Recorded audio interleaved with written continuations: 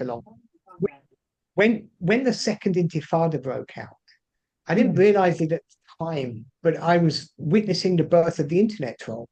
Overnight, there were thousands of new accounts. And we'd recognize them today because they were using all of these demonizing words. Everything we recognize today, you go online, Israel's an apartheid state, Israel's a terror state, Israel settler colonial. It was new to me. I was watching it grow online. So I tried battling back. I tried fighting. I said, well, I'm going to fight Israel's case. And I did so. And I got absolutely slaughtered.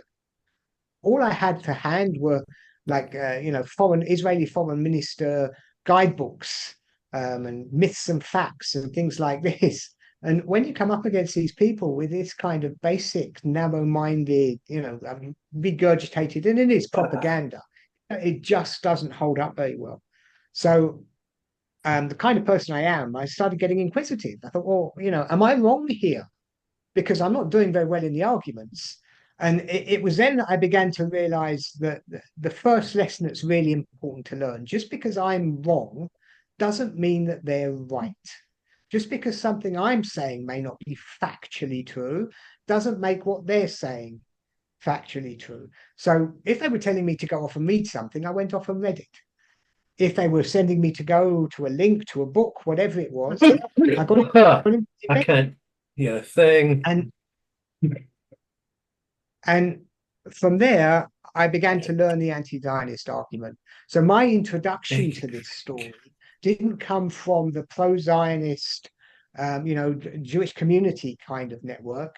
I was fully immersed in the anti-Zionist mentality, their arguments, their works, their books, and I began to research it and fight back against it.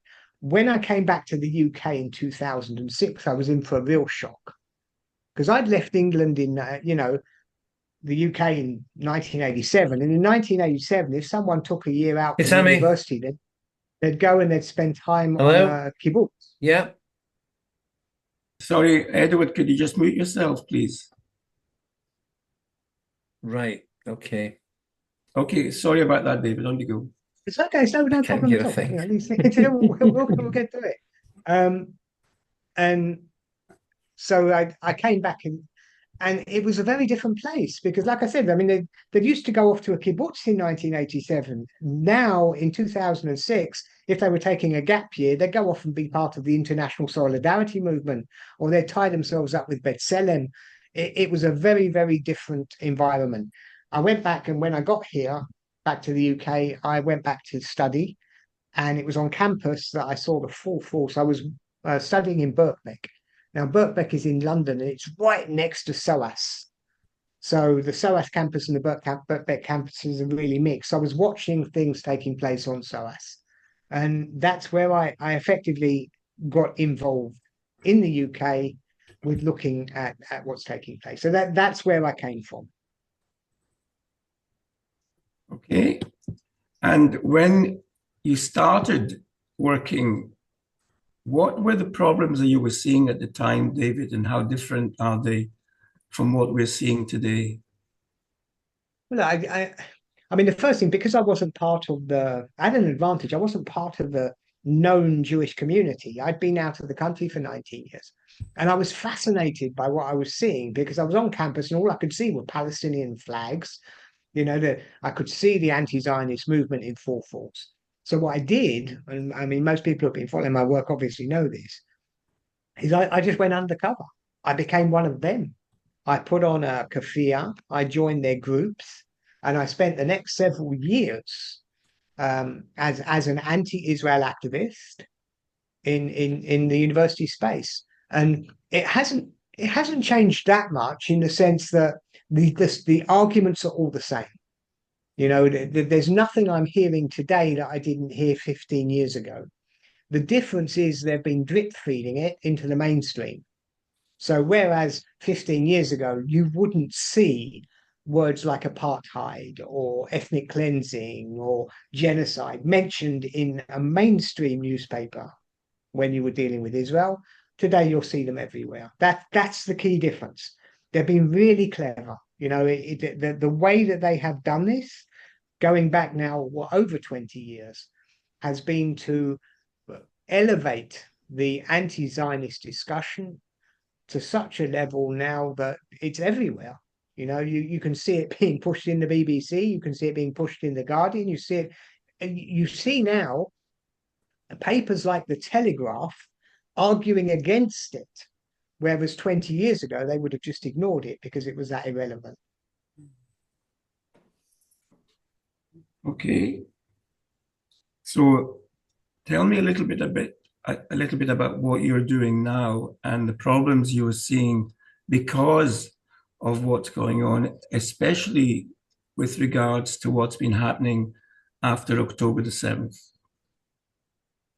Look, we're obviously in very difficult days, and the days are still unfolding around us. I don't think anyone should be confident that they can predict how this is going to unfold. October the 7th was, I think, a shock to Jews everywhere, regardless of really where they sit on the political spectrum. In some ways, it's like, or it has similarities to the outbreak of the Second Intifada. Coming from, as I did, I came from the Israeli peace camp in the 90s, and the Israeli peace camp effectively died with the outbreak of the Second Intifada. Before the Second Intifada, there was a pretty even left-wing, right-wing split in the Israeli political system, with Labour being able to team up with Meretz and maybe a couple of other parties to get pretty close to a majority. And after the Second Intifada, those parties crashed and burned because the people were left disillusioned. And most Israelis, I think, lost faith in the process following the Second Intifada. I think October the 7th, because this is now 20 years on, and I think October the 7th has been a wake-up call to an entirely new generation.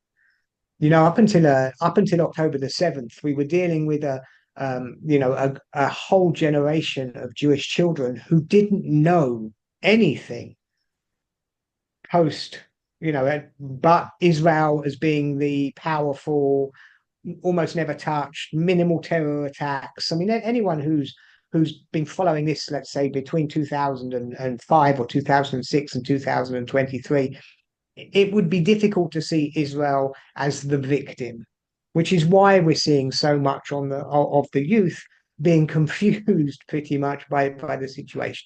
I think October the 7th was a wake-up call. It showed us the brutal reality of the environment in which Israel lives and the nature of the conflict in which Israel finds itself. It's something that most people, who over 20 or 25 would have known already.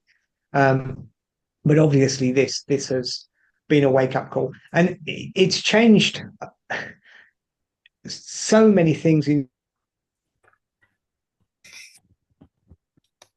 Can you tell us a little bit, David, about the last 20 or 25 years?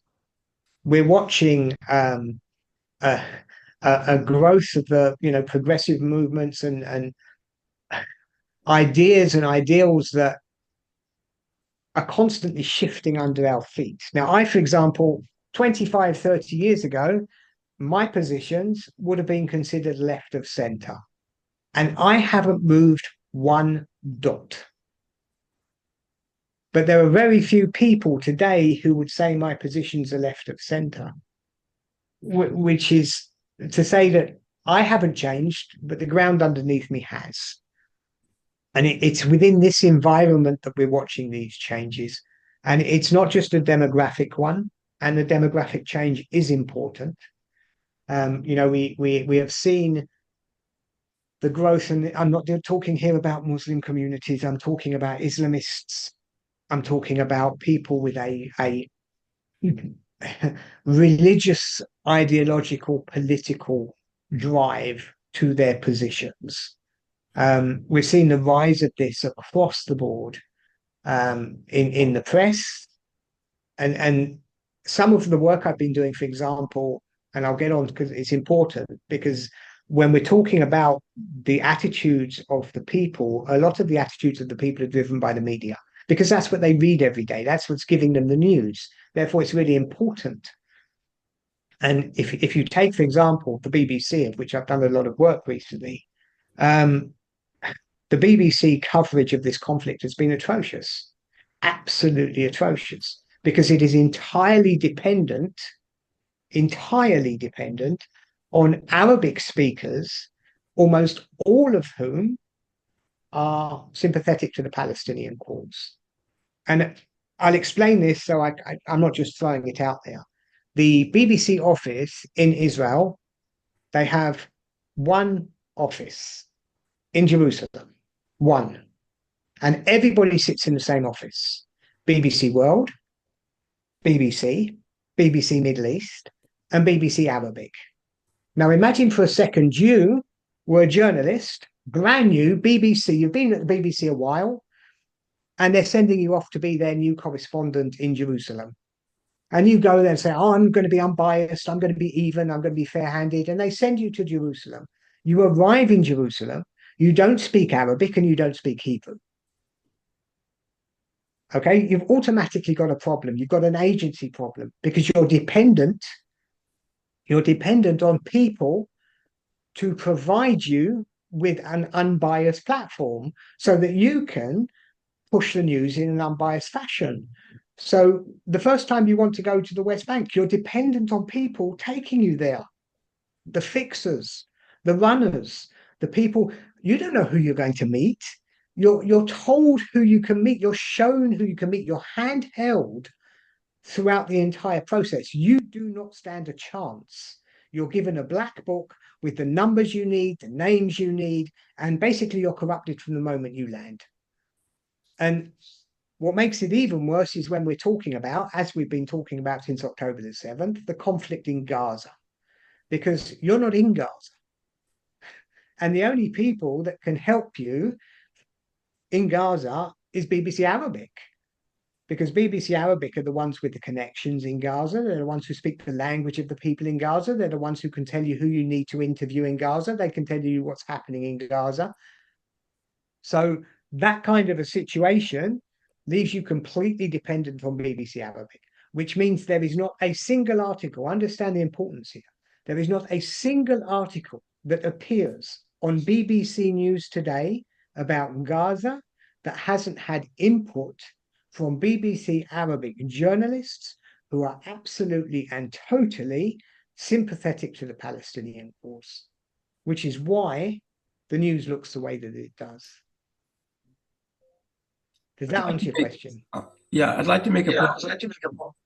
There's a lady on this Zoom who's called Harriet Lyle. Yeah. And Harriet has started a campaign, not a campaign, a petition about the BBC. So I know that some people on this Zoom have seen that petition and some people have not. So if anybody hasn't seen it and would like to see it, they can drop me an email at info and I will make sure that we put that. You could also maybe, Harriet, put it on the chat if you know how to do that. But if anybody wants to join that petition, if they get in touch with me, I'll make sure that you have a link to that petition. Now, David, you've been obviously doing this for a long time, and most of the time you've been doing this on your own. Now, can you tell us a little bit about the research, how you used to do your research to decide where you might want to go next? And we'll maybe come on to some of the more specific situations you've been in, and we can also talk about Scotland. But just tell people how you go about deciding and finding out what's going on and what you need to do something about. Well, most of this is where I am different from most of the other researchers, because I was so deeply undercover up until the end of 2016. Firstly, nobody knew who I was on like the pro-Israeli side before 2015. Nobody. The other side knew me as John. Right. So I was John, and John would be invited to all of their, meetings and their little groups. And when WhatsApp kicked off, I was invited into their little secret WhatsApp groups and all of this. So a lot of my information will come from there, because I obviously had an online you know, account, Facebook, called John, and so on and so forth. They were friendly with him. They were meeting with him, and so on. And my research therefore starts at that point. So I would be aware of something that was taking place that was newsworthy. Up until 2015, what I would then do is just hand it to the press. I would, contact friends at the Mail or the Telegraph or the Times or wherever it was, and I would push it out that way. There was a period between 2015 and 2017 where it was kind of two-faced. People began to know who I was on the pro-Israeli side, but the other side hadn't yet clocked on to who I was. So I was still getting invited. I mean, there was one incident in particular. It was the end of 2016. It was probably right at the end, before I was fully busted by, the other side. And 2017 was the Balfour Centenary. So there were a lot of events that they were planning for the Balfour Centenary. And the BDS Central Committee wanted to have a roundtable event. So it was sited in Uxbridge somewhere, West London, in some industrial estate. And they invited about 30 people to this roundtable event. So I turn up at this industrial estate and I come out and it's this broken down car park. It's pitch black. And I start walking up this cranky old staircase outside. And I walk into this room and there's like 3 or 4 tables set out. There were only 2 white people in that room, me and Ben White. I don't know if you know Ben White. Right. So Ben White, the author of, Apartheid for Beginners. We were the only white guys there. Everybody else was either Palestinian, leader of an NGO, so that all of the NGOs were there and represented, or they were, the head of another Muslim community organization, and that they're all NGOs. So there's 28 leaders of NGOs, Ben White and John. And I recorded everything everywhere I went. I was always recording everything. So, but I think that was the only time where I'd ever actually been scared. Because, it's one thing recording something secretly on campus with a bunch of students. But here I was in some industrial estate somewhere. And I thought, you know what, if they knew what I was doing here, would I get out of here alive? But look, this is the way that I got my stories. I'm friends with all of these people on Facebook. I'm friends with them on other social media platforms. So they invite me into their little circles, and it allows me to get a much better look at what's actually taking place. It's not like I'm just looking at somebody's timeline and scanning down it to try to find something. I'm actually involved in the conversations with them. So that's how I began to put together large reports, because what I felt wasn't happening was people didn't understand the scale of the problem. This isn't about an anti-Semite, and this isn't about a couple of people who don't know the difference between anti-Zionism and where to draw the line. This is a movement. This is a changing narrative within our wider society that's taking place. And it's important, I think, to be able to understand that. And what I wanted to do through my research was to map it and to quantify it. I wanted to show people exactly what was taking place, how it was taking place, and how not intense, but how concentrated the levels of anti-Semitic discourse were. So that's basically what I will be doing in my research.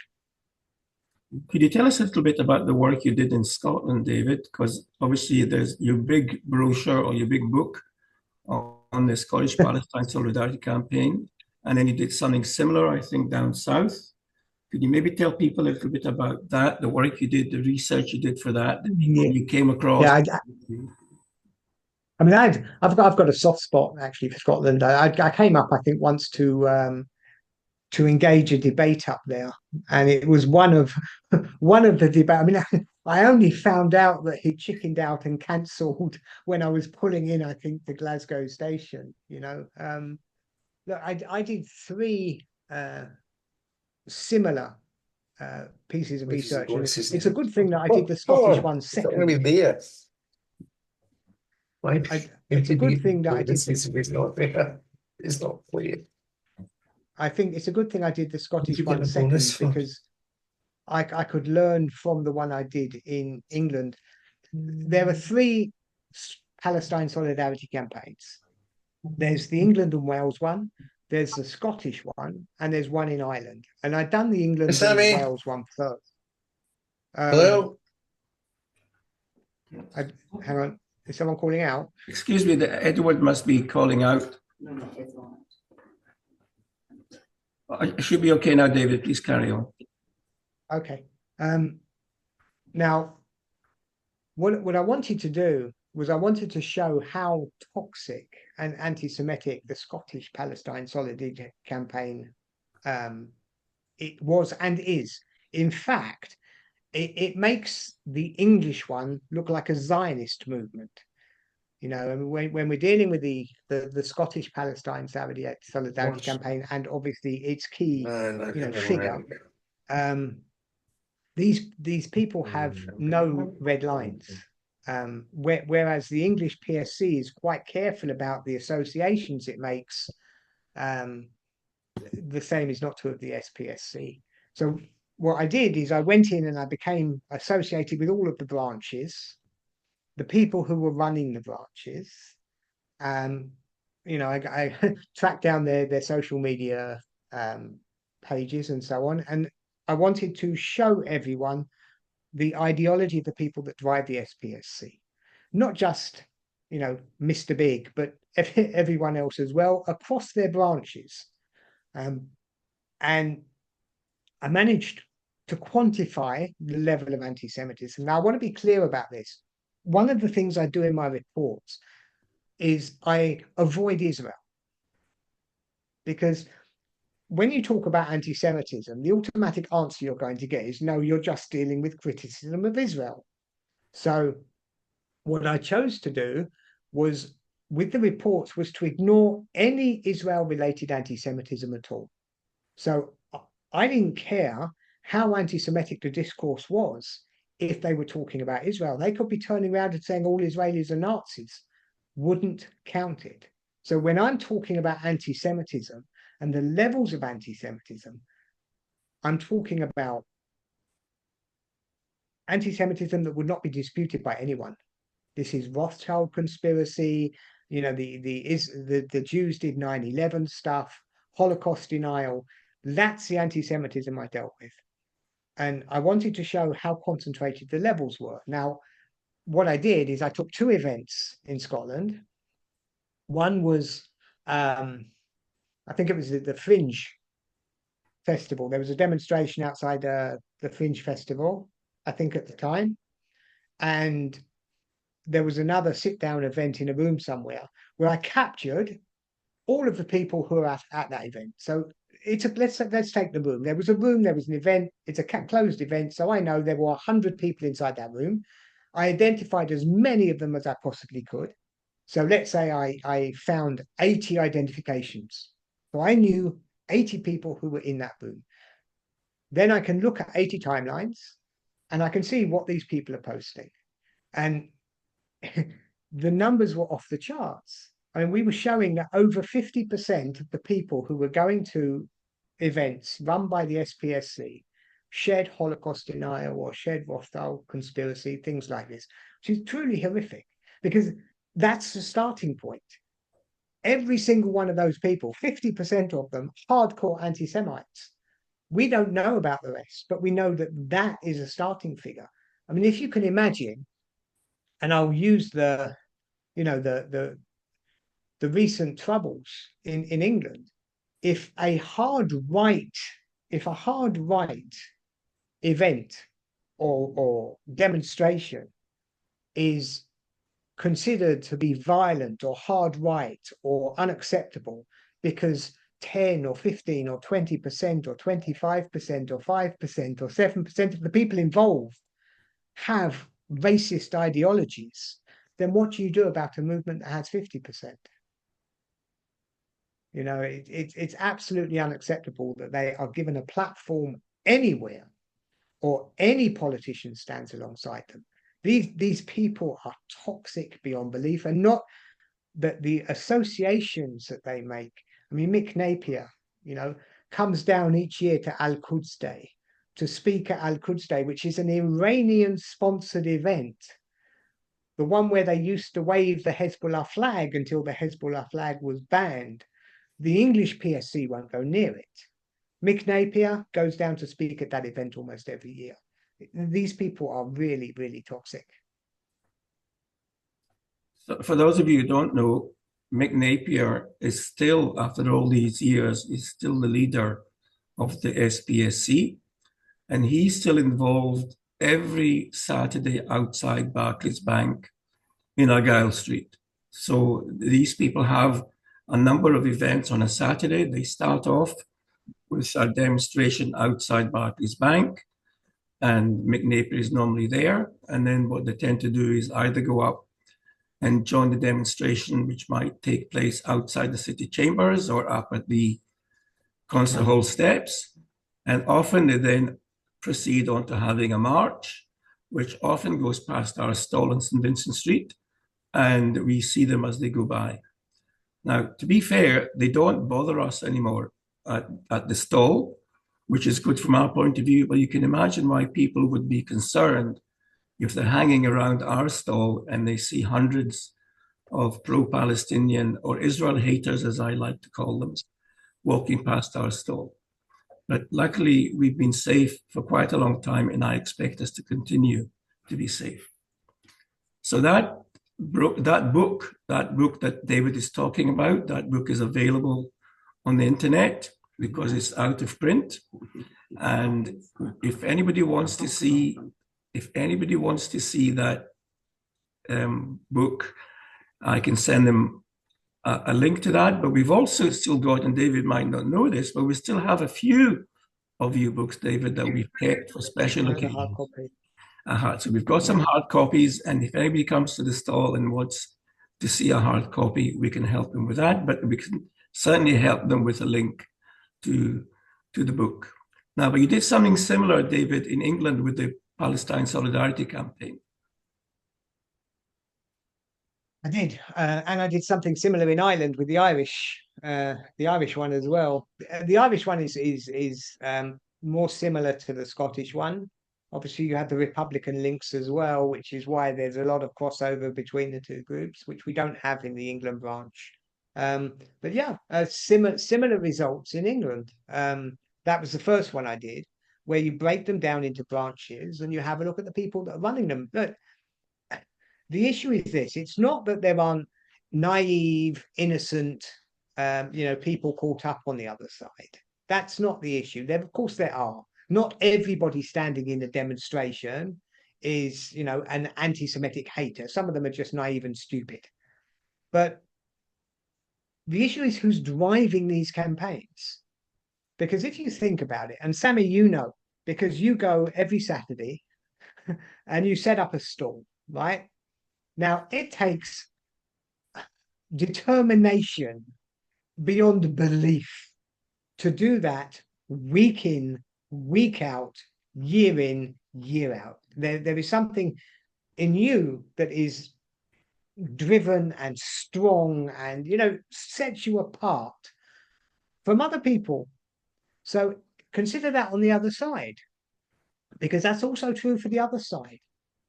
When it's February and it's freezing outside, and it's a Sunday morning. I know you guys do Saturday, but it's a Sunday morning. Who wants to get up on a Sunday morning in February, go down to the local whatever, and set up a BDS stall? I mean, that's got to take some real motivation, hasn't it? So those people, it's the people that drive their campaigns, the people that set out their stalls, the people that are posting constantly, obsessively, non-stop, the people that are arranging the groups, the people that are forming their local, solidarity groups, they're the people that are, you can see a direct correlation between them and the levels of anti-Semitism. the more anti-Semitic they are, the more likely they are to be setting up the stall and handing out those flyers. So that you can see in England, in Scotland, and in Ireland. It works everywhere, and you can see it today. You know, I mean, today I understand that a lady called Sarah Wilkinson was arrested today. Now, Sarah, she's a major activist in England. She was based originally in the West Midlands. I think she still is. She ran the West Midlands solidarity campaigns social media for a while, back in around 2016 and 17. She became part of Palestine Action when Palestine Action started doing the Elbit stuff. She's got a massive social media following.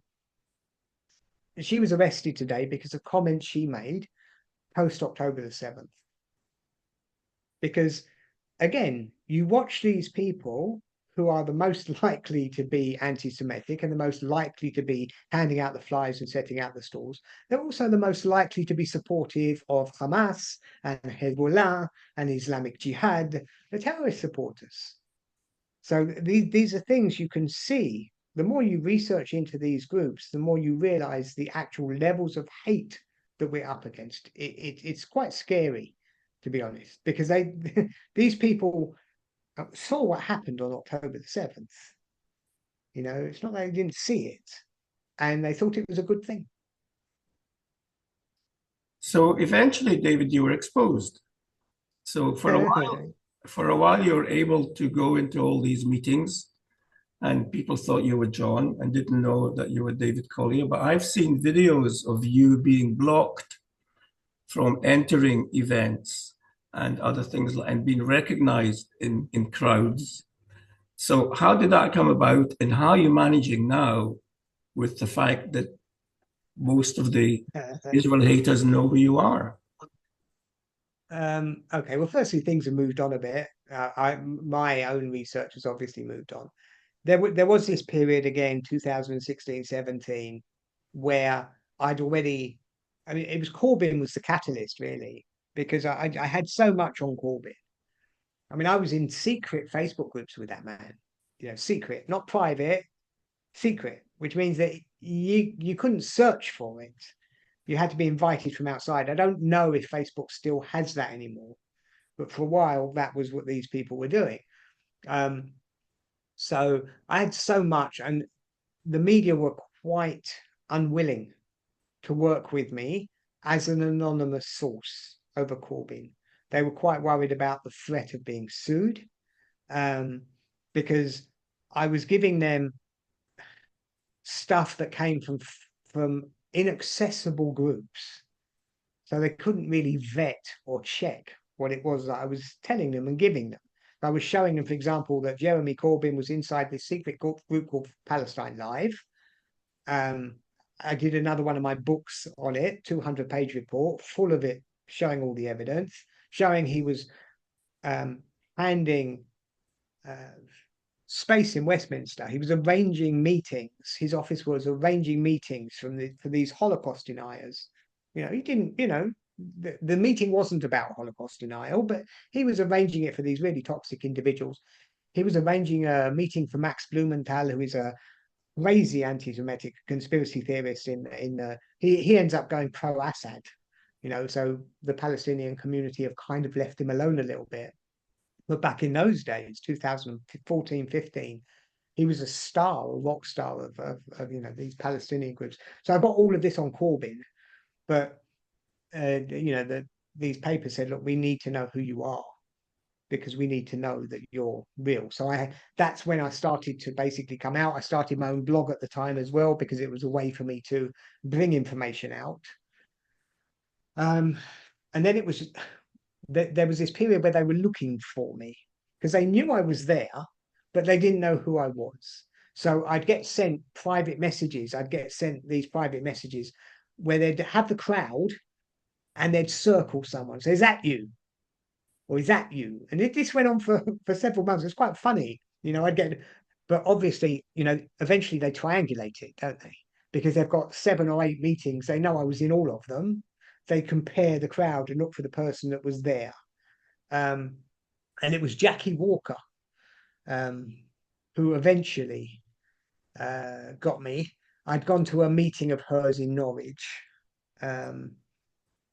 We got her moved out. We hassled the place that had given her, that had agreed to host her. They'd moved it eventually to a Quaker's place. So I went to that and I wrote about it afterwards. And she posted an image of me online and said, right, this is him. Don't let him in anywhere. A few months after that, and it's probably the video you're talking about, they had the PAL Expo at the Queen Elizabeth Centre. That's right. And I went with my I went with my wife and my son, and we were sitting down having dinner because the food, it's Palestinian food. For me, it's Israeli food. It's all tastes the same. And we were sitting down having dinner, and we got thrown out of that. And yeah, that started a run When of I me saw, being. yeah. That's the It was a point. run of me being expelled from these events. Look, I can still go. I just have to be careful about which ones I go to, because now there's a safety issue as well. It's a security issue. I am obviously a target. I've been assaulted twice. I've been physically assaulted twice on the streets. I have death threats every day. So there's now there is a threat level to what I do. I feel safe going onto the university space, for example, relatively safe. Always make sure I'm sitting near an exit, and always make sure that I have a camera always running. So I'm, completely, and I have a safe journey, like route planned home. Mhm. But I can't go to the kind of events I used to go to, some hall or something where I have to walk in and it's not properly security. I can't go to those anymore. You mentioned an interesting name there that many people won't know about in Jackie Walker. Could you maybe tell us a little bit about Jackie, who is an interesting character, and her background and the fact that she calls herself Jewish, and some of the work she's done, and she's actually been also, I think, in the Edinburgh Festival holding a show about what she believes in. I think many people might find it interesting to know a little bit about her. Jackie, look, I keep offering her to meet with me, to have a sit down and have a chat, a coffee, because I know what we all think of Jackie now, and I will get into that for those that don't know her, right? But I think she took a wrong turn somewhere. I don't think the starting point was a bad place. I mean, she's a hard left activist, and I'm not hard left, right? So there would be ideological disagreements between me and her anyway. But she was vice chair, I think, of Momentum, the pro Corbyn Momentum back in those days, because that's where a lot of his support came from. And all of a sudden, and I mean all of a sudden, when the comments started about Jeremy Corbyn being anti-Semitic and the Labour Party having an anti-Semitism problem, Jackie Walker found a Jewish identity. Now, her Jewish identity is the fact that her father is apparently Jewish. Her father, I mean, I don't think she never met him. It was a relationship that her mother had in New York or in the States with an American, would have been a Jewish man. I don't know if it's true or not. I don't. Okay, so I'm not going to turn around and say she's lying. She said at one point he was a Cohen, which I don't believe is true. I believe that's the point where she starts fictionalizing the account, because if she doesn't know him, and if the mother doesn't know him, how can she possibly know which particular, tribe he comes from? Seems like she was just grandstanding at the point. Anyway, the thing is Jackie Walker wrote a book. Pilgrim something it was. I can't remember exactly the title. It's something with Pilgrim in it. It was a story of her mother and her upbringing, her own upbringing. So it was semi-autobiographical. And the word Jewish doesn't appear in it anywhere. So we have this woman who actually wrote a book about herself and her mother in about 2009 or 2008 or 2010, where the word Jewish does not appear. And then we have the 2015, 2016 Jackie Walker that begins to adopt a Jewish identity and cannot say a sentence without pushing her Jewish identity onto people. She became obviously a part of Jewish Voice for Labour. And she, because she had a lot of respect amongst these hard left groups, she was a key figure for them. When she ran into trouble, because she's black lady, she ran into trouble, she was picked up, and it was looked at as racist abuse. So we were only attacking Jackie because we're racists. And she fitted that perfectly, that position where everything breaks down, where there's no truth, where Jackie Walker is as Jewish as I am. And those are the people, and there are people that actually believe that position is true, that Jackie Walker and I, we have the same Jewish identity. And once you start to believe in those kind of falsehoods, there's no truth left in the world. She was expelled from the Labour Party, was she not? I'd be careful with that one. Suspended, yes. Suspended. Okay, sorry, suspended after she made some comments. Over Holocaust comment. I mean, she's another one of those. And this is it. I mean, when you come down to, she's one of those that said, "Why have we got a specific day for the Holocaust? It should be about all Holocausts and all of this." We have Black History Month. We have Islamophobic Awareness Month. We have all of these months, these identities. They get months. The Jews don't. We don't get any. And even when we ask for a day, Holocaust Memorial Day, one day, that's taken away from us as well. We can't. We are not allowed. Nobody says, right, this is going to be Islamophobia Awareness Month, and we should all remember all other racisms as well. Do they? It's not. It's IAM, Islamophobia Awareness Month, and that's what they will deal with for that entire month is Islamophobia, and they won't let anything else interrupt or interfere with it. We don't get any of that, and even when we do deal with the Holocaust, we get people turning around and saying, no, we must remember all other genocides, which is absolutely ridiculous. Talking about genocide, one of the things I wanted you to comment on is what's been happening in the last year with the International Court of Justice and the International Criminal Court, where there have been several accusations thrown at Israel from committing genocide, which obviously the ICJ did not agree to. And also our friend, Mr. Khan, who's got warrants out for the arrest of Netanyahu in Galant. Okay. Firstly, let's be clear. It is perfectly feasible that they will end up calling it a genocide. Not because it isn't. But Israel is not a racist state. Zionism is not racism. We're not a settler. None of what they say about Israel is true. The UN, as we know, in 1975 said Israel is racism. We're dealing with international bodies that effectively run on the same kind of mindset. The whole thing is, it's a kangaroo court, both of them. On one side, we have a judge of, Lebanese heritage. So you have a judge of, could you imagine if he was of Israeli heritage? Would anybody accept it for a second if that judge was of Israeli heritage and said, we're not going to deal with the genocide because there's no genocide happening? Would anyone accept it? So how is it we've got someone of Lebanese heritage at a time when Hezbollah are firing rockets at Israel from Lebanese territory? Now, there has to be a conflict of interest. There has to be. I went through, I can't remember if it was the ICC or the ICJ, where they've got a panel of people.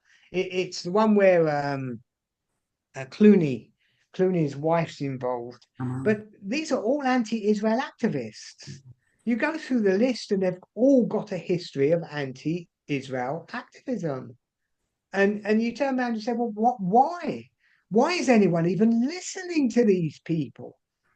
It's absolutely insane to look at what's taking place in Gaza, where admittedly, and we accept that over the first few weeks and certainly the start of that ground campaign, there would have been heavy casualties. Absolutely, because it's an urban conflict that is extremely difficult, that is made doubly difficult by the fact that you're up against a terrorist opposition that wants high civilian casualties.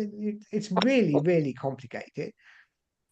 But since then, and I think they got to 30,000 already by the time we got to December, we're now in August. We're not dealing with it.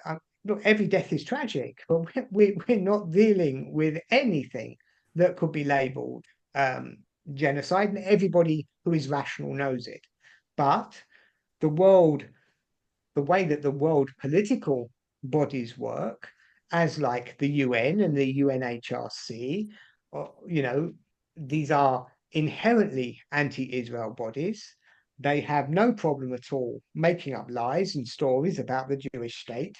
And we could be in a position where they will try and force through some kind of statement or accusation that Israel has actually committed genocide. It doesn't have to be real, does it? Nothing the United Nations says has to be real, because these are just, I mean, if you, and I always come back to this, it's like, and this gets back to the way that I do my research. When I was looking at Amnesty International.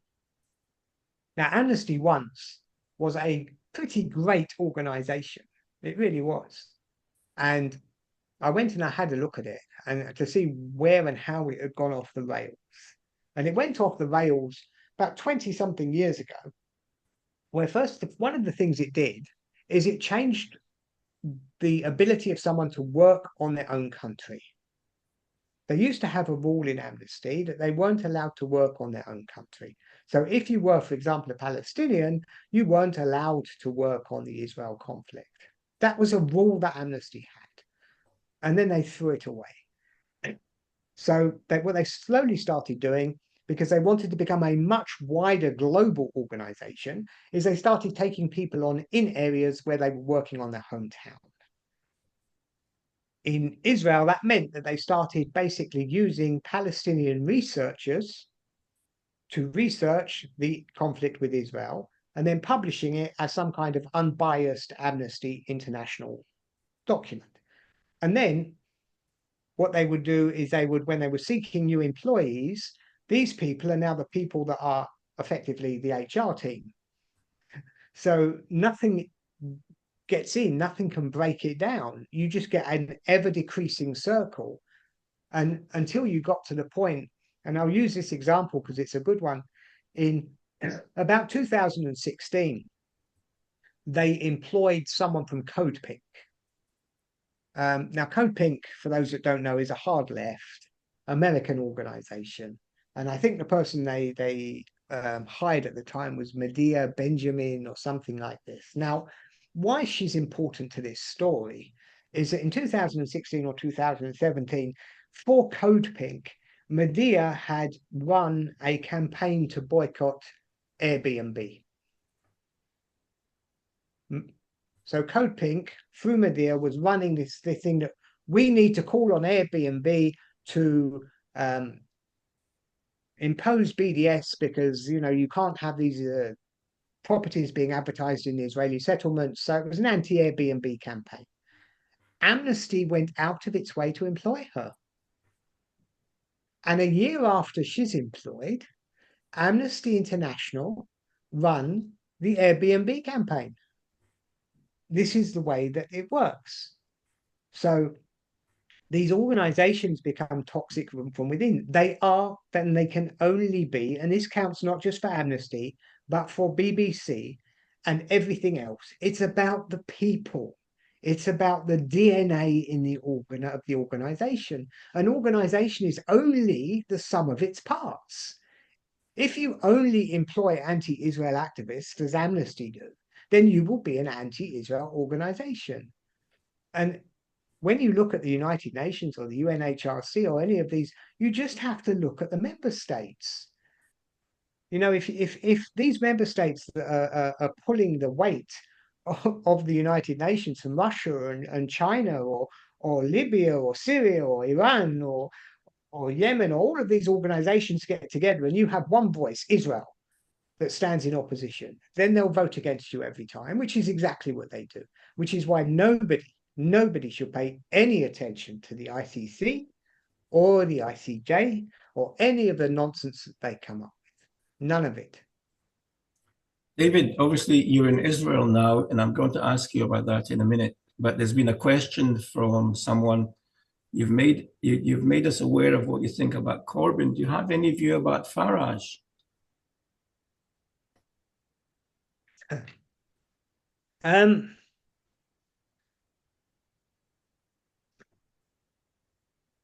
My politics, my positions tend to be built around the Jewish issues, Jewish questions, and the state of Israel and its conflicts. Now, Farage is not part of that. What I will say is that our societies in general are in trouble. They're in trouble. And I'm a bit of a pessimist. You know, when I talk to synagogues and things like this, I normally start with an apology because I tend to depress people. I'm not an optimist. You know, I look at what's taking place, and I think the first thing we need to do is say this is not all about the Jews, right? Not everything that's taking place is about us. There are societal issues that take place that sometimes and often sweep us away with it, but isn't necessarily driven by us. So, and we can go back to the 100 and so years, you know, the rise of nationalisms, you know, which gave rise to the pogroms, or the rise of communism, you know, that gave rise to the Sevyaktsia and the the Soviet anti-Jewish campaigns, or of course the rise of fascism. Not everything about that was explicitly anti-Jewish, but we paid obviously a very, very high price because of what was taking place. So we are now experiencing another changing issue, it's a societal issue that is clearly changing. My first point here would be, I think we are a generation away from society understanding how much damage social media is actually doing in society. I think we're a long way from understanding it. And believe me, I see it because I spend so much time in social media sewers. And all of us, every single one of us, exists in some kind of an echo chamber or some kind of a bubble. And it's almost self-radicalization on a national scale. Nothing is gray anymore. People tend to block out anything that they find disagreeable. Slowly, as they do that, they shape the bubble around them into ever-decreasing circles. It gets to the point where anything outside of this tiny, and I mean tiny, vision is viewed as extreme. This is what has happened, for example, and we can use the hard left or the left and progressives as a point for this. There are so many people now that are labeled hard right or far right or Nazis. I know what a Nazi is. I don't care what you think of Farage. He's not a Nazi. He's not.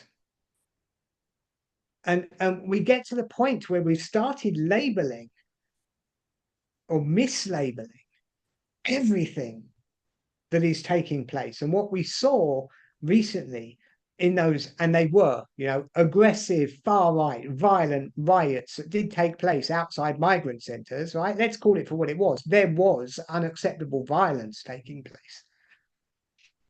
And it was apparently all over the misidentification of the horrific murder or the murder of those three young children. Fine, but there is an underlying issue here that we have problems in society that are driven by extremes and extremisms. And if we don't address them, if we suppress the narrative, if we suppress, Farage supporters, let's call them, if we suppress, and I've got to be careful about the wording here because it wasn't a question I'm ready for. It's not my subject. But if we continually suppress a large body, and it is a large body of people, mislabeling them, misidentifying them. I'm not going to call someone a Nazi just because he has a problem with mass immigration. That's not what a Nazi is. So if you're dealing with that and you try to suppress and disenfranchise them, if you remove from them the voice, if you remove from them a vote, it will blow up in your face. 100% for sure.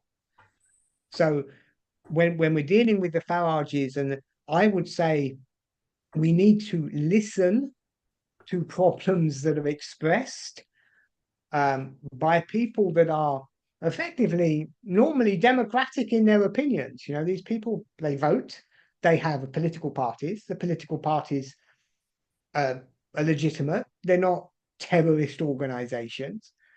They get mass support.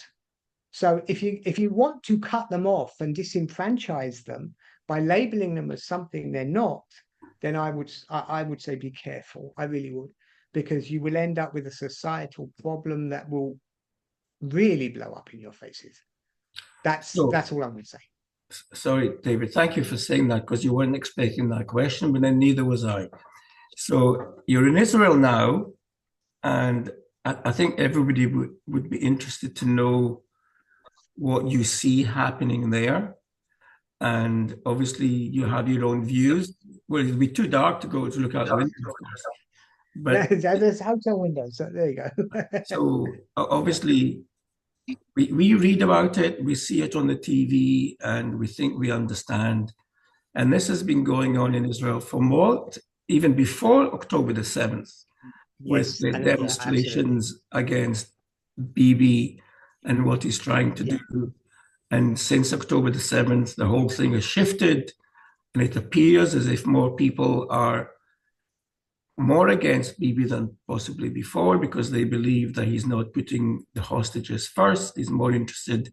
I know. So there's all these questions and all these things going on, and obviously you're there and you're very into it. So I understand Israeli politics more than I do English politics. So I'm far more comfortable with the question about Bibi than I am with the question about Farage. So I am now going to apologize if I, didn't come across properly on the way with Farage, because that's not, as I said in the beginning, not my subject. And all I'm doing is I'm saying I can see what's happening from a societal perspective, and I'd say be careful. And it's relevant here too, because we're dealing with the same kind of issues that are often driven by social media, where people are being driven into extremes and where they're closing down their bubbles to the point that all logic goes out of the window. For example, and I'm not a Bibi fan, I'm not here to sit here and praise Bibi, but you said in your question that there is an idea that he's putting everything above the lives of the hostages. Now, anti-Bibi, there is a strong anti-Bibi camp, as you rightly said, and we saw that visibly before the October the 7th. We saw that throughout last summer in the streets here. And many of those people would also say that Bibi is just doing it out of self-interest. I hear that as well, that the only reason he's not striking a deal is because he wants to keep himself out of jail, for example. And sorry, but this is absolute nonsense. There is an issue over the hostages. Now, it would have been possible, absolutely, to have, actually, I say absolutely, we let's say probably struck a deal some time ago that would have seen hostages released. Absolutely. And if that is your number one concern, then absolutely. If I was, for example, the parent of a hostage, I would imagine that the only thing I would want would be the release of my son, daughter, father, mother, whoever it was. But Israel is at war. And the hostages, as important as they are only one part of this conflict. The 700 soldiers who have died, their families are also part of this conflict. Now, if we're going to solve this conflict will have a day after. There will be at some point an end to this conflict, and there will be the day after. The question then becomes, how do we want this day after to look? Do we want the day after October the 7th to look like October the 6th? Well, no, we don't. But if you give Sinwar and Hamas exactly what they want, which is the only way you are going to get those hostages out, or at least the ones that they can give you. We don't know how many they can give you. We don't know how many are alive. We don't know how many are there in their hands. But even if you were to strike, give them exactly what they want, then aren't you just returning to October the 6th? In other words, Hamas will control the Philadelphia corridor, Rafah, the borders and the edges with Egypt, and be able to import whatever it wants. It will recontrol the streets. It will be able to build up weaponry, and you may find yourself 3 or 4 years from now facing a rocket barrage on Tel Aviv every time you do something in Jerusalem. Now, isn't it possible that Bibi Netanyahu doesn't want to give Hamas exactly what they want, because he is interested in making sure that Hamas cannot rebuild? And if so, then it's not just about the hostages.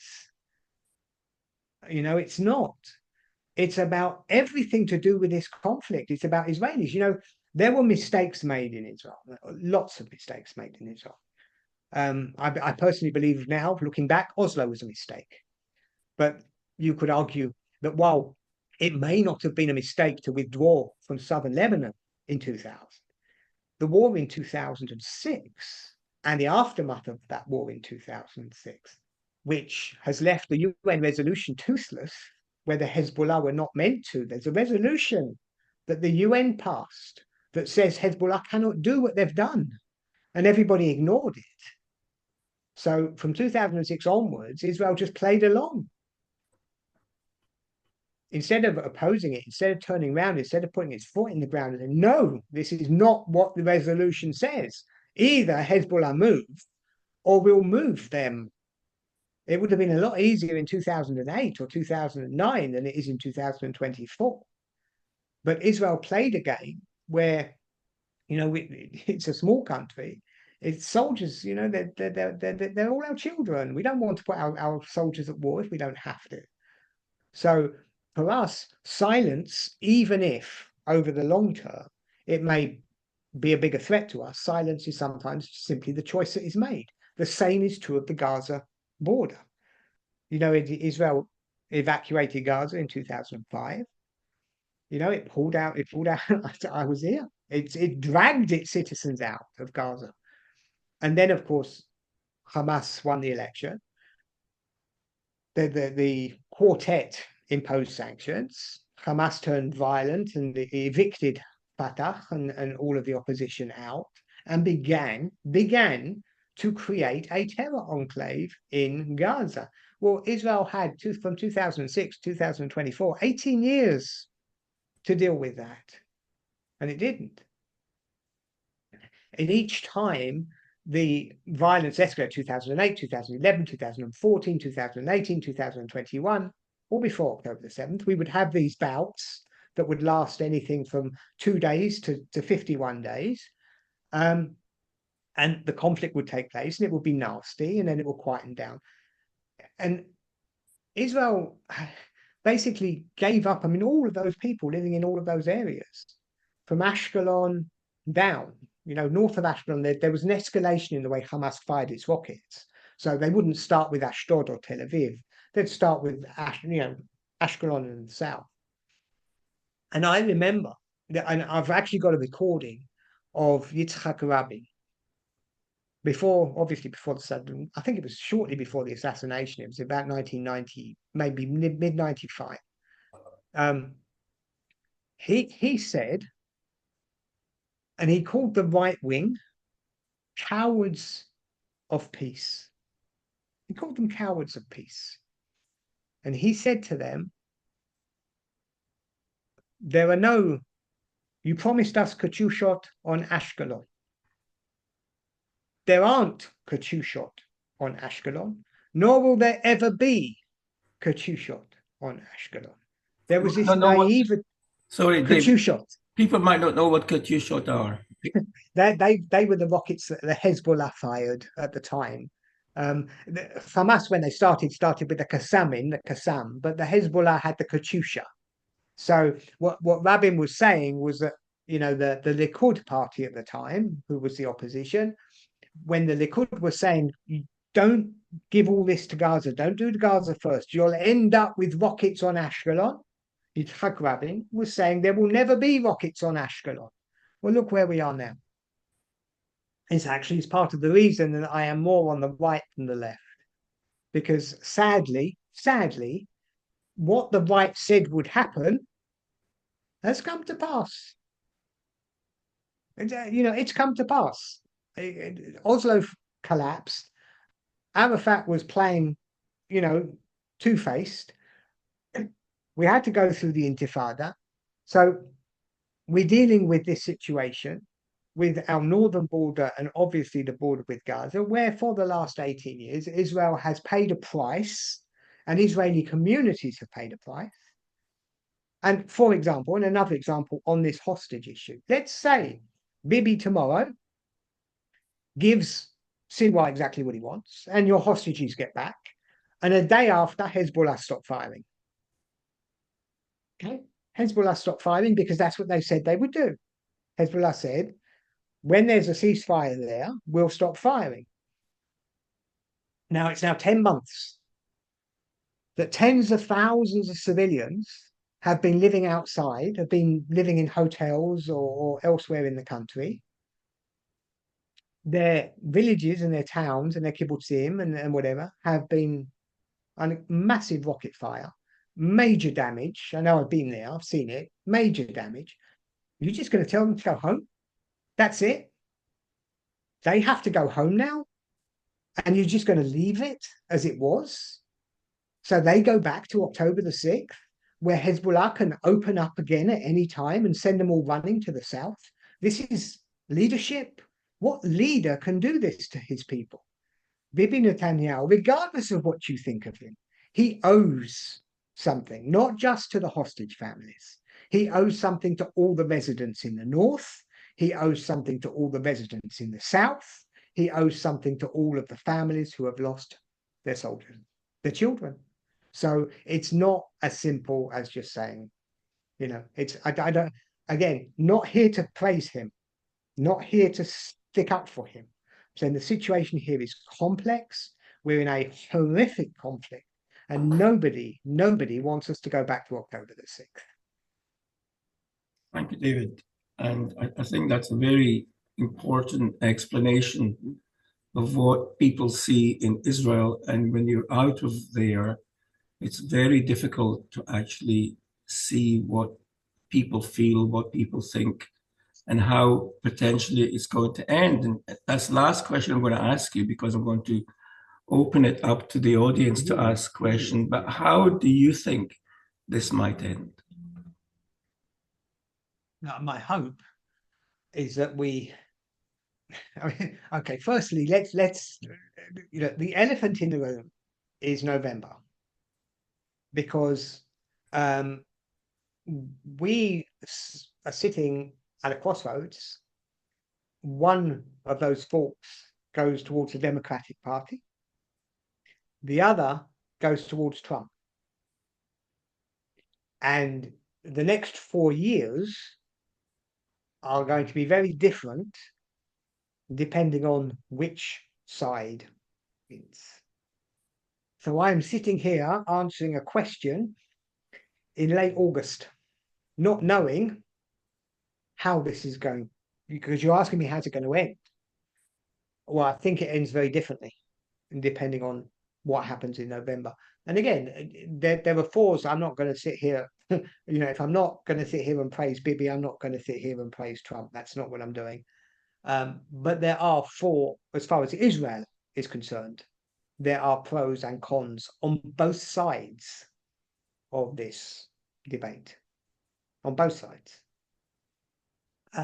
How do I personally want it to end? I want it to end with Israel in control, or a force in control of the corridor between Gaza and Egypt. I want Hamas out of power in Gaza, because look, I'm a people person. I want peace, and I think for the Palestinian people, the worst thing that can happen is a return to October the 6th. The worst thing that can happen to the Palestinians is to go back to the way it was on October the 6th, because that means the price that they've paid, and have they paid a price, has also been for absolutely nothing.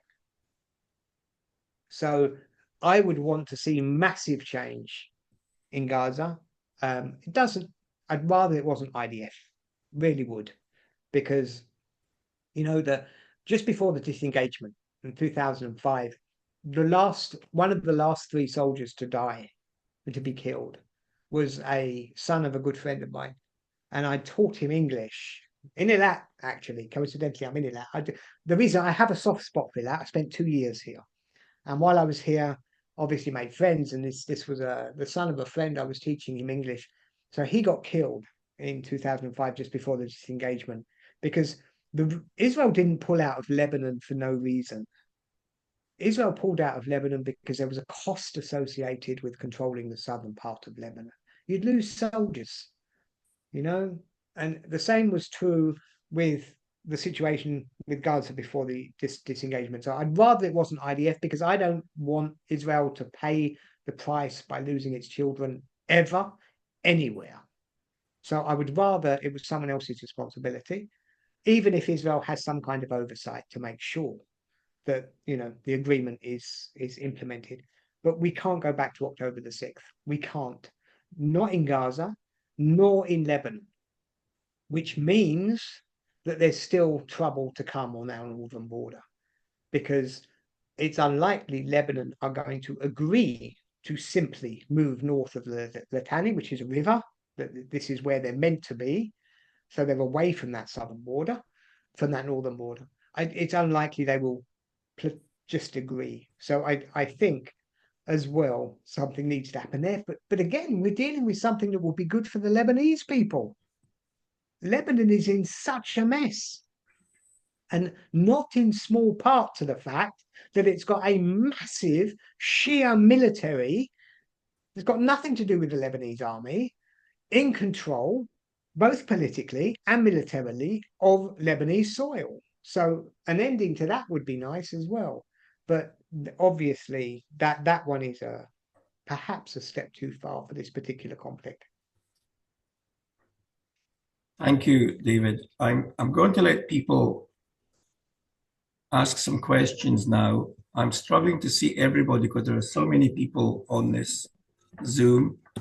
And normally we ask people to put their hands up, but I'm not going to be able to see them all.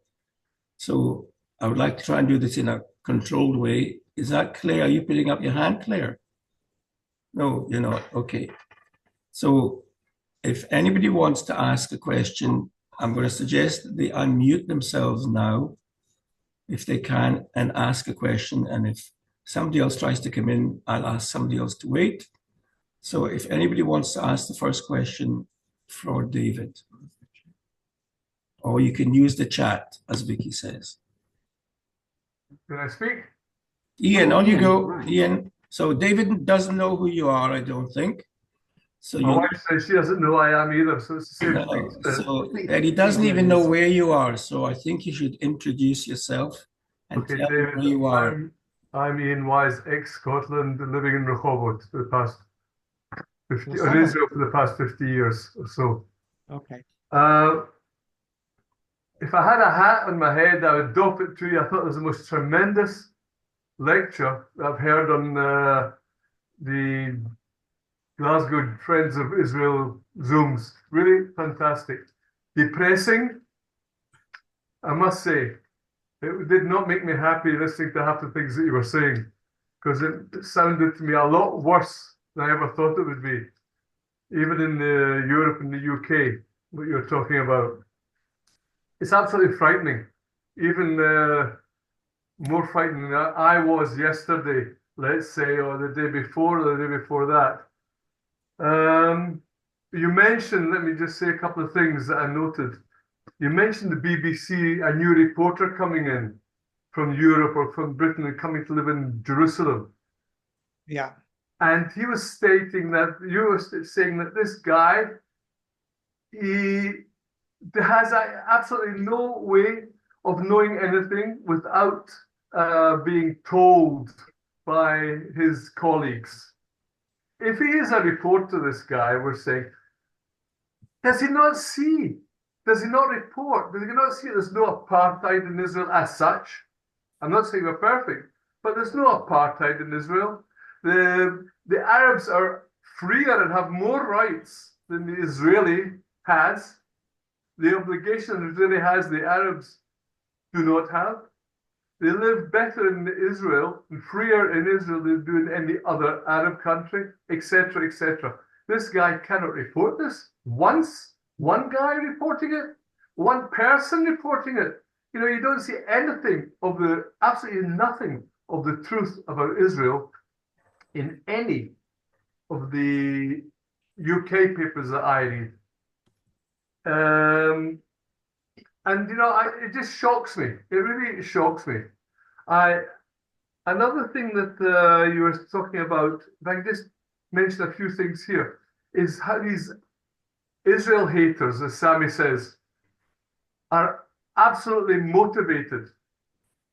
You know, all they see in Israel is the tail of the devil and the horns of the devil, of Satan on our heads, and the slither of a country that we have on the Mediterranean coast, if you compare it to the Arab Muslim countries, it's so nothing. It's so nothing. But nobody ever says this. You don't read about this. You don't hear about it. But how can you get these people to change their motivation? You talked about Nazi Germany. In the end, the Nazis of Nazi Germany, that was one of the biggest problems at the end of the war. To get these people, I'm calling them people, the Nazis, to lose their motivation, to see the light of another society, to be free and not hate. And nothing is revolved around hating, it's revolving around, let's say, you know, peaceful thoughts. Ian, sorry to interrupt, but we're going to run out of time, so I'd like you to try and complete your question for David to answer. What to do if there is a question. David, what to do to make it all change so we can be happily ever after? Again, the problem is, and again, I look back to history, and one of the things I try to get across is this: can you imagine if we were in 1912 or 1911, asking or talking about what Europe would look like in 10 years. Or the mid-1920s, before the crash, talking about what the world economy would look like in 10 years. Or in the mid-1930s, talking about how Europe would look in 10 years from now. It doesn't matter really where you put that point. The fall of the wall, who saw that coming? Or the rise of the internet, or the rise of the smartphone. These things that change the very fabric of the society and the way that we understand the world. They come along, we don't anticipate or see them coming. So one of the problems I have as someone who I'm big on history, and I'm trying to follow the societal trends, trying to work out where we're heading, is understanding the confines of what it is I'm able to do. The biggest problem we face today, whether it's accepted now or not, is social media. It is. It's causing massive disturbances to what would normally be discourse. The mainstream is being removed. The center ground is we're losing it. And we, coming as we do, we come from a system of most of what we say and most of what we do is fairly reasonable, and what we believe is mostly true and mostly moderate. So our bubbles, and we all live in bubbles, our bubbles may be less harmful, but they're still bubbles. And it's not nice. So some people don't like hearing it, some people don't, but we all do it today, all of us. Because if you go onto your Facebook, and we're almost all on Facebook, you go onto your Facebook is just reflecting you back at you. And to use an analogy from the other side, an analogy story, it's when I go into my Facebook, my anti-Israel Facebook, right, what I see is hate. It's all I see. And it's irrational hate. And these people all agree with each other. Okay, because for years, if anybody had disagreed with them, they've been kicked out of the group, they've been blocked, they've been whatever. So these people are sitting there, and they don't use the BBC. They think the BBC is a Zionist paper or a Zionist outlet. I mean, this is how bad it is. The Independent, right, is too far Zionist for them. There's no mainstream media on their timelines at all, ever. It's just not shared. What is shared is the alternative media sources, and that's all they see all the time. Fake news, hate, lies. I mean, it's constant babies being killed, images, horrific images. Some are real, some are not, but horrific images every day, all day, about children being killed, about more babies being killed, and it's all they see. And then at the end of the day, they turn off their computer and they turn on the TV. And they listen to BBC or Sky News. Now they know 100% for sure that 50 squillion Palestinian babies were targeted by Israeli snipers today.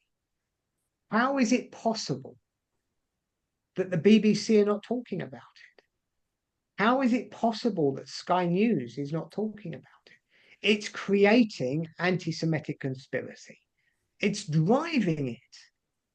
Because for them, it's all Zionist conspiracy. It has to be, because they know that what they know is true. And there's so much, and this is not just about, and this is why I say it's a societal problem, this is not just on the Israel question. It's on almost every question that mankind is facing today.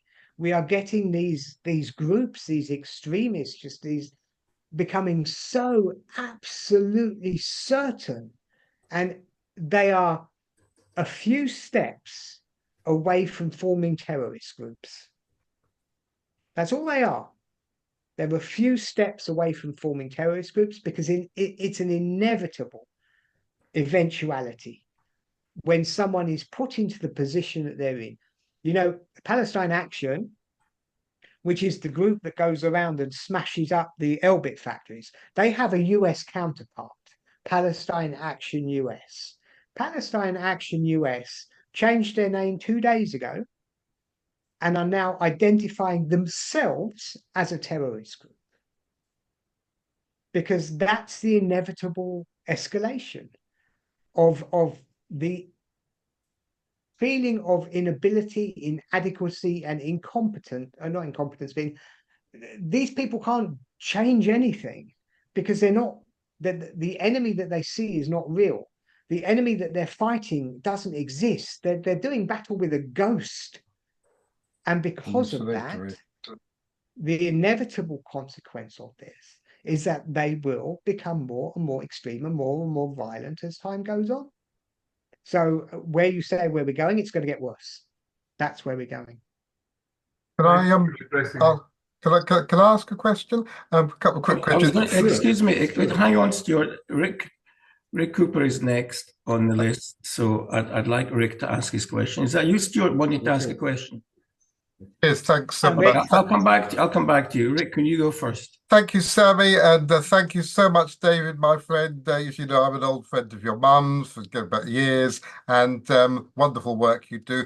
Beautiful talk you've given. And just a couple of quick things. First thing is that it seems to me that the biggest problem that we at the Jewish community are facing is the pressure being put on Jewish students, young undergraduates going to university. You're hearing reports where they are being faced with massive anti-Semitism masquerading as anti-Zionism, and they're being pressured to condemn Israel. They're being shunned by their peers if they don't condemn Israel. And how can we give resilience to them? And kind of allied to that, you're absolutely right that there is a groundswell of what you might call populist anti-Semitism, but to a certain extent, anti-Semitism has always been with us. What really worries me is if at some stage that anti-Semitism,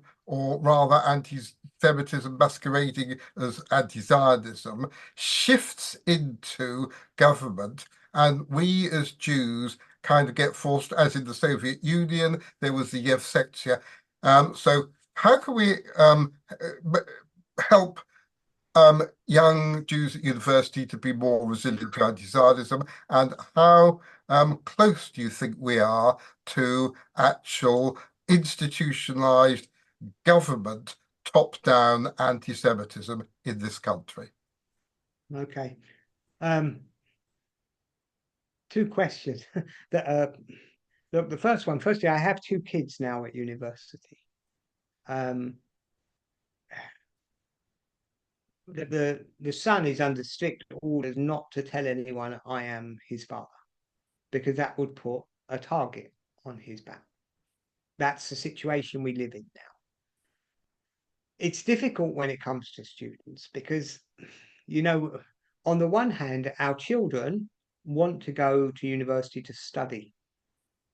They want to be students, and they should be allowed to just go and study and go through their 3 or 4 years and come out the other side without engaging in politics at all, because they're university students, who just go to study.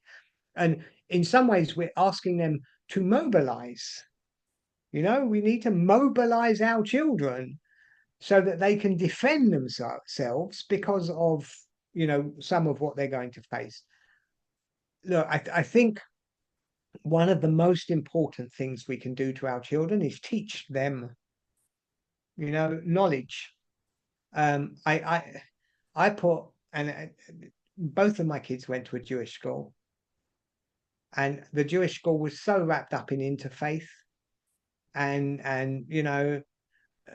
progressive ideologies and all of this, that it failed them, because it has left them completely unarmed and unable to face what they will be facing in university. So when you ask what we can do, I say, look, we have Jewish faith schools. We have so many Jewish children going through Jewish faith schools. And if the Jewish school is not preparing the Jewish child for university years, then the Jewish school is failing that child. It doesn't matter how many O-levels they get or, GCSEs, doesn't matter. Because what's happening as well, and this is the how should I put it, the crime that the Jewish community is self-harm. Because if you send your Jewish child in an inadequately prepared state to university, you are putting at risk his entire Jewish identity. Because when he gets there, he is very likely to come across groups like Na'amod, right? So if he's at university and the voice in his ear says, yes, you're Jewish, I know, but it's all about the occupation and you've got to be nice. And, you can end up losing them completely. And just to be clear, you're when we're so talking about right, David. Thank you. no, when we're talking about a group like Na'amod, now Na'amod it doesn't matter what it pretends to be, right? I've done my research into this group. I know what we're dealing with.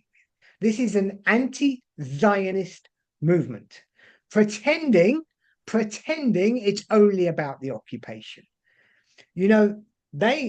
Every Saturday or every other Saturday in London, we have these groups marching through our streets.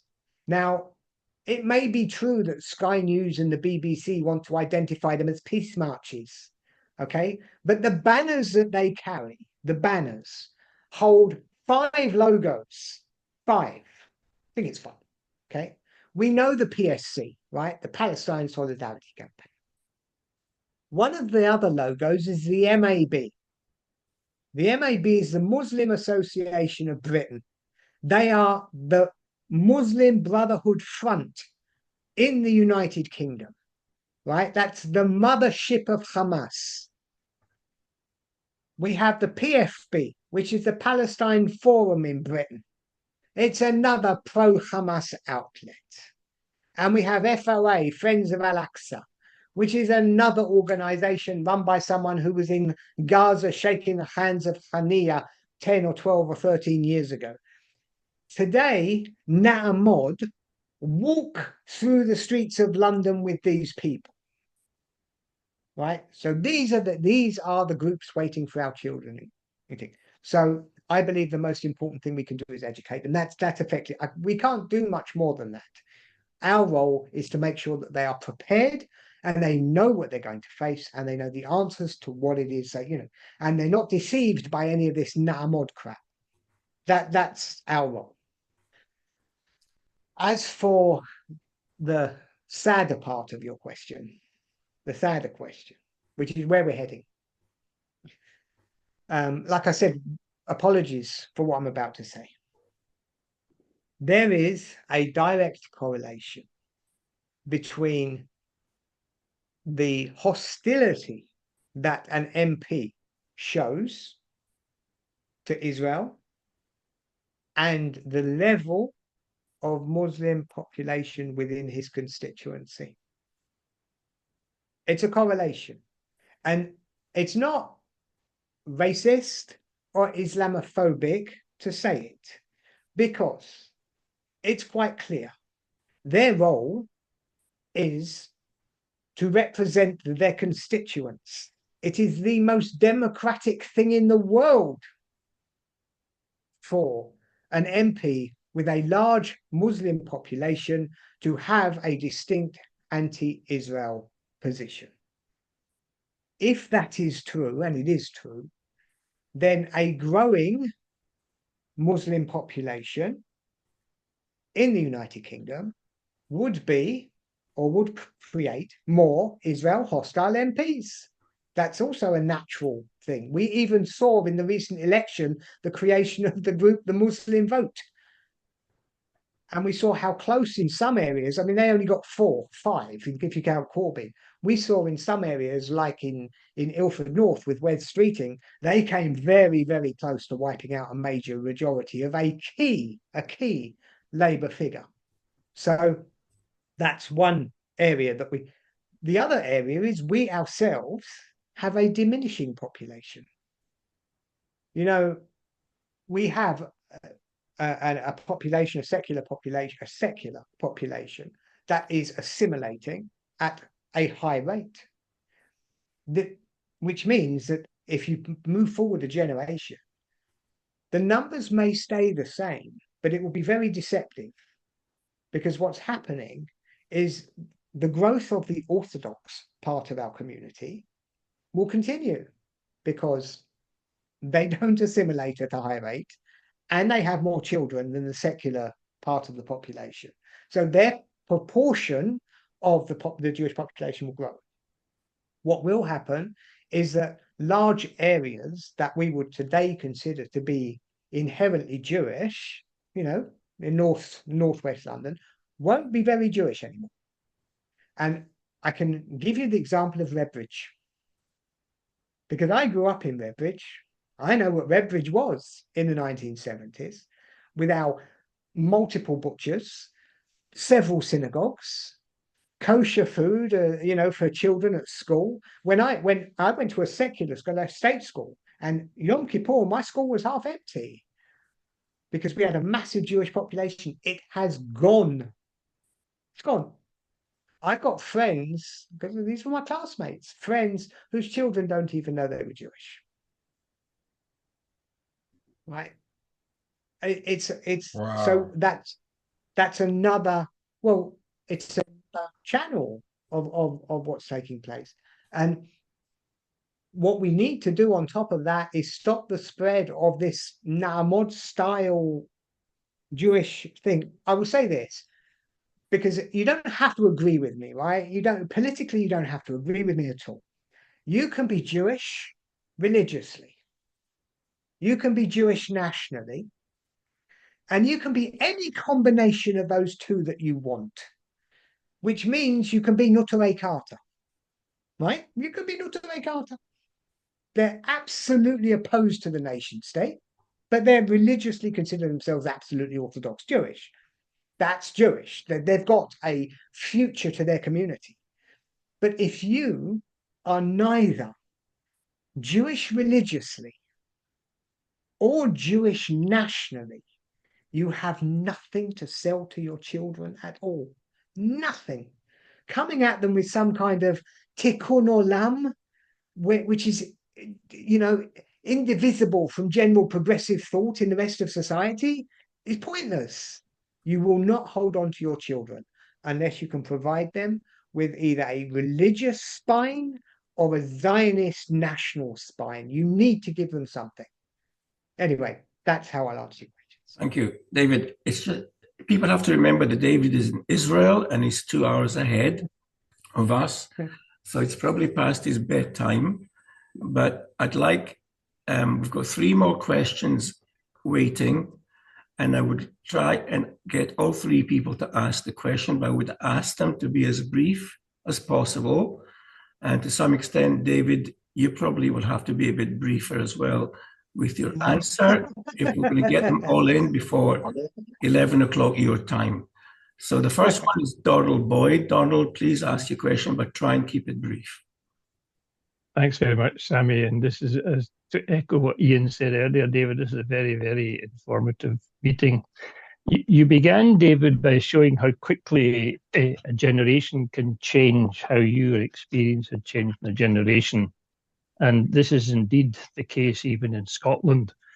And that generational change in Scotland has taken place through the schooling. And you've, of course, mentioned that even the Jewish schools are not fulfilling their role. So that what I would say is that whereas it's very, very important that we get our definitions are correct, if we're wanting a solution to all these things, and you've mentioned how social media is an echo chamber, bringing out extremes. And one of the things I've said about social media is it's the sort of talk that used to happen in the pub, which is now being put out into the internet. And I would hope with the passage of time that people will be embarrassed into or shamed into being exposed for their foolish notions.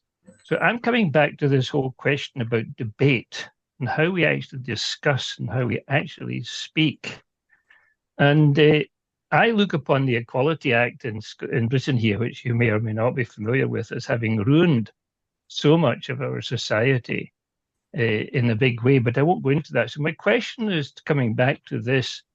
If it's going to be education, what are we actually educating them on? And you've mentioned just in your last answer there. So I would say it's not just education about facts.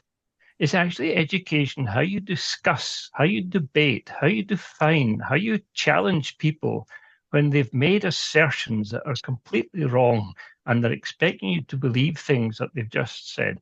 So it's a general point. Okay, I will, yeah. Firstly, I will try and I know I go on and on and on, and I got the hint from Sammy there, so I will try and keep this as short as I possibly can.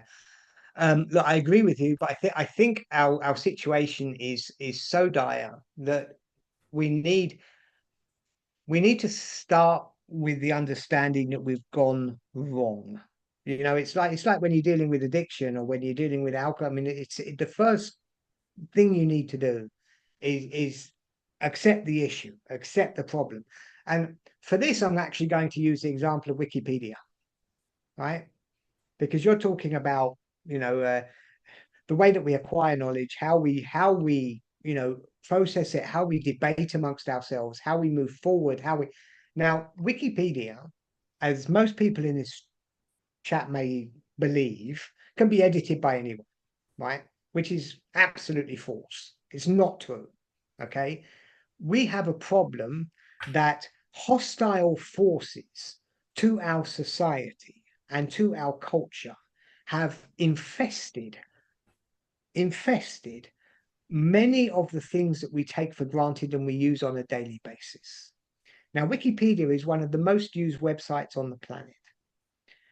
So much so that if you Google anything, it is very likely that Google will return Wikipedia as the #1 answer.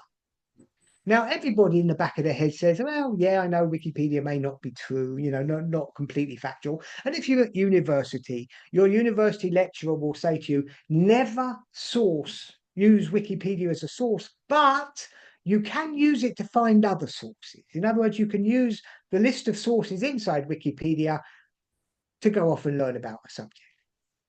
Wikipedia is tainted beyond belief by A, Marxist hard left ideology, and B, by radical Islamic ideology. And I mean radical. A few years ago, Wikipedia, and I know I've got to cut this short, I do apologize. Wikipedia was in a position, it was embarrassed because it had so many Hezbollah supporters writing on Israel topics, okay? Page after page after page. This is another area I did research into. Page after page, you can go into it. You can, because it's so transparent, you can look at the editors that are doing it. Tens of thousands of edits, every single one of them deliberate, every single one of them toxic, every single one of them hostile. And because Wikipedia was kind of embarrassed, they ended up putting a little flag. They have profile pages, the editors, a little flag in the Hezbollah colors saying, we support the right to resistance, but we're not allowed to name the groups that we support. Right? This is a Wikipedia editor with tens of thousands of edits, and you can take him and you can multiply him by 100. Your child is at school looking for something, and they'll come across the Wikipedia page was written by Hezbollah supporters, and yet it doesn't even cross our minds. Our system, the system in which we are educating ourselves, the system that we have built for ourselves online, the accepted norm of the way in which we gather information has been so tainted and is so toxified that we can't tell what's true anymore. So the starting point has to be an acceptance that we're in deep trouble. We need to look at everything that we're using, the pillars upon which we build our information streams, and start analyzing them to make sure that they are doing what we need as a society, we need them to do. Anyway, yeah. Right. Thank you, David. I'm now going to ask a very special person called Judy Weleminski ask a question. And the reason she's special is that she has been instrumental in Glasgow Friends of Israel having a stall in Buchanan Street every Saturday. Unfortunately, we don't have enough time to tell you the whole story, but Judy knows what I mean. And Judy, please ask your question. Thank you, Sammy, and thank you, David. Excellent, absolutely excellent. And I agree with pretty well everything you've said. As you say, it's depressing. In terms of Israel and the Middle East, given that we're in the middle of a conflict and we need to sort out the things that need to be done, is it time for Israel to attack Iran and to A, get rid of the nuclear threat, but B, in some way, bring down the mullahs so that the ordinary Iranian people can have their country back? And then we'll have less funding for Hezbollah and Hamas and so on. David, I'm sorry I asked you to keep your question short, the answer short, because you won't be able to give a short answer to this wonderful question from Judy.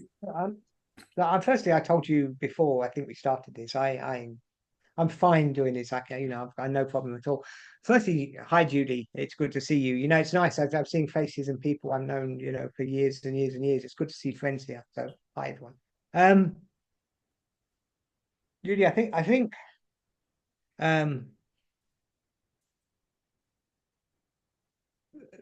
I mentioned earlier about my belief that we need to find a better day after for Gaza, because that will be better for the Gazans. And I believe that we need to find a day after that's better for, the northern border, because that would be better for the Lebanese. And you ask a question that's obviously built on the same kind of notion. We want peace. All we want is peace. We just want to be, living in a nice neighborhood where we get on with everybody, and we're dealing with this regime that is obviously toxic. And obviously the issue, though, is I think that Iran is bigger. The problem of Iran is bigger than just Israel. And I think that, do I think it's time? Yes, I do. I absolutely think it's time. But the cost of a conflict against Iran would be extremely high. And Israel would need the support of Western nations, most notably, of course, America, but also the UK and France. It would need to have them on side. And look, it's in the UK and France and the US's interest as well, because, as I said, this isn't just Israel's problem. Iran is the world's problem. And do I think it's time? Yes. Do I think we need to be careful about how it's done? Yes, I do. Because again, we're not dealing with, a minor player here. We're dealing with a regime that could do massive damage. So yes, I do. I think we need to do it in coordinated fashion with other Western powers. Thank you, David. You did very well there in that short answer. Stuart, did you have a question, Stuart? Stuart is not answering, so maybe he's no longer on the call. So we have time for one more question if somebody wants to ask it. Claire, did you have your hand up again? Unmute yourself, Claire, and I'll try and unmute you too.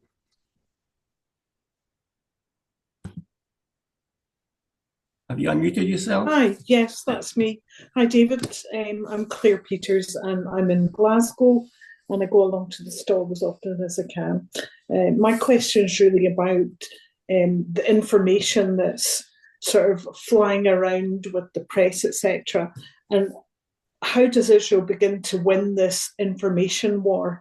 They had the wonderful Alon Levy, who was the spokesman, one of the main spokespersons for the Israeli government at the beginning of this war. And then I don't know what actually happened, whether I'm right or not, but we saw David Cameron going over, who was a complete disaster, and threw a strop. And the next thing we know is Elon Levy's been pulled, and somebody else who isn't quite as,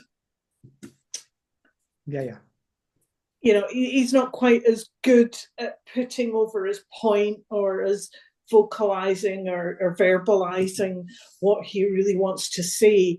And at that point, I just felt things sink a bit.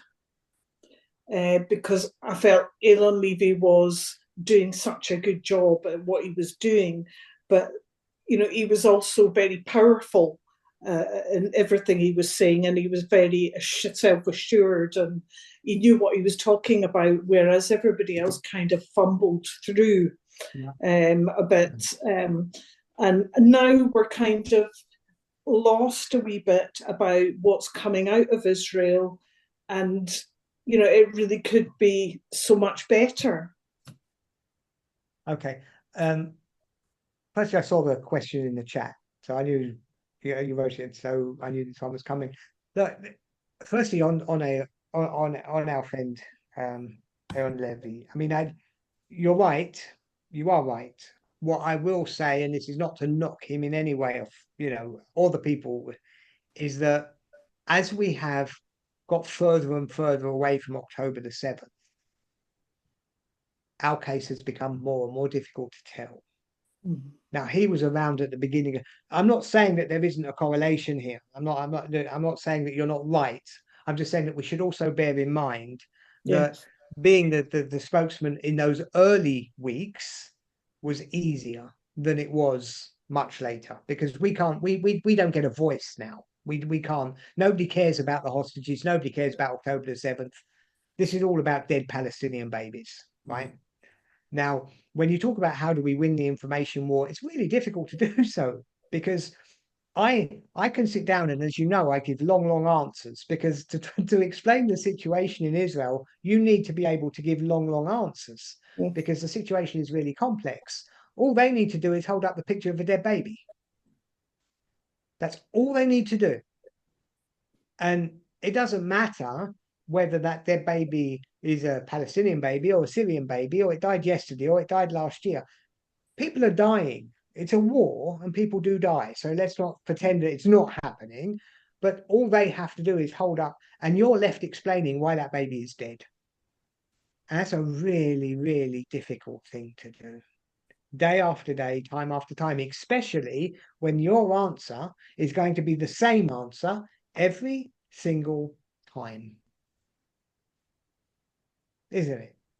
Every time. So the media, they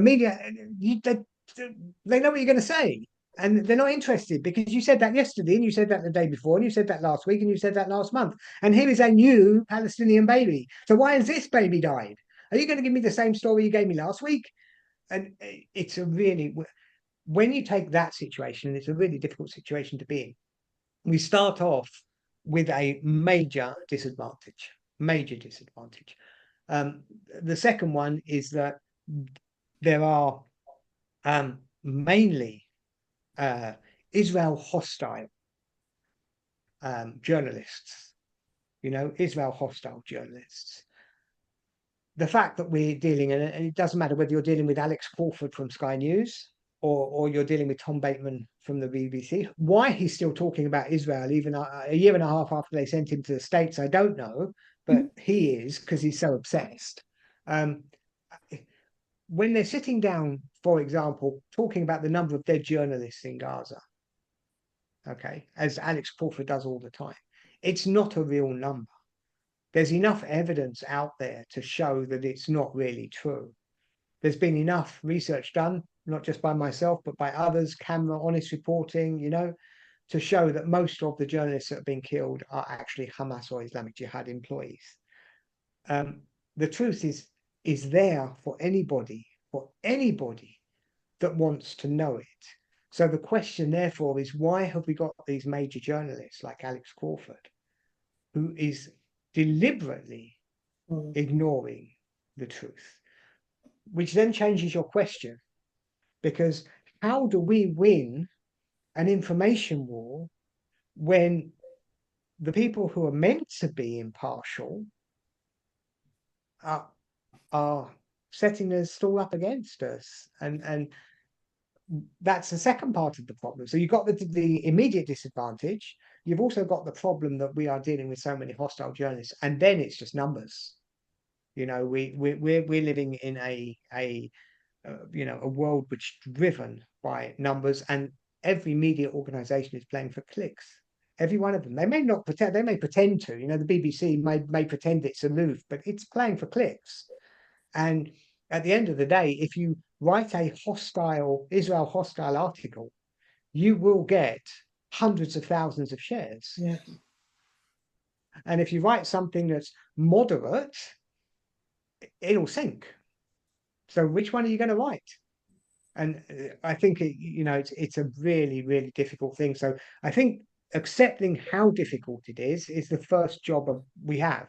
Just understand that it's not anybody's fault here. We shouldn't be blaming ourselves. We shouldn't be blaming the Israeli government. We shouldn't get into this boat. We are at a major, major disadvantage. You're right that we could do better at it. I'm not arguing that there aren't, things we could do to improve our side. But I think one of the things we have to do is understand that we are up against it. All we can do is tell the truth, do the work, because, Honest Reporting, Camera, all of these people doing fantastic jobs exposing the truth that exposes the lies of the other side, and keep showing that, and just hoping, for our fingers crossed, that, please just pay attention to us. And that's all, that's the only way I can answer you, I think. Thank you. Which is why it's so important that we are on the street every Saturday. We're only a small voice in Glasgow, but we are a voice that people know about and people come and talk to. And as Vicky says, there's a silent majority that we know are on our side, but they're not vocal enough. And that's why we will keep being in Buchanan Street for as long as we can. David, that was absolutely fantastic. Wonderful. People don't know very much about how you work and what you do, but I'd like to say that David does this alone. He does this on his own, with his own efforts, and he's always, if possible, looking for help and assistance in a financial way. So I'm not asking anybody to say, you have to fund David, but he has got a website and he has got a need, and he does need help. So if any of you are able and willing, please go to David Collier's website. And David, you can tell us what it's called, but it's easy. Firstly, thanks very much. It's david-collier.com. So please, if you can, and if you care, and if you want to help David, and I think he deserves all the help we can give him, because he helps us a lot more than we can help him. So please feel free to do that. I would like to thank everybody for being on the Zoom tonight. We've had a wonderful number of people, and I hope everybody's enjoyed it.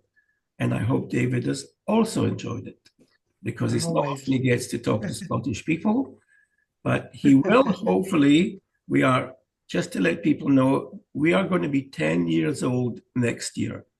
Glasgow Friends of Israel will be 10 years old, and we are going to have a conference to celebrate our birthday, and we've invited David to come and speak. So if you thought he was good tonight, he'll be much better in person. So come and see David at the conference next year. We'll send out details in plenty of time for everyone. Thank you so much for joining us tonight. I'm sorry if you had a question and you couldn't ask it, but we'll get more opportunities in the future. Thank you so much. And I wish everybody a good night. And David, safe time in Eilat, and enjoy the sunshine, which we are not getting. Good seeing you all. Take care of yourselves, everyone. Thanks, David. Thank you so much. Bye-bye, everybody. Thank you so much. Bye. Bye. Thank you. Thank you so much, David, Sammy, everybody. Thank you, Rick. Thank you. All Bye. her COVID to all of you. Bye-bye. Thank you.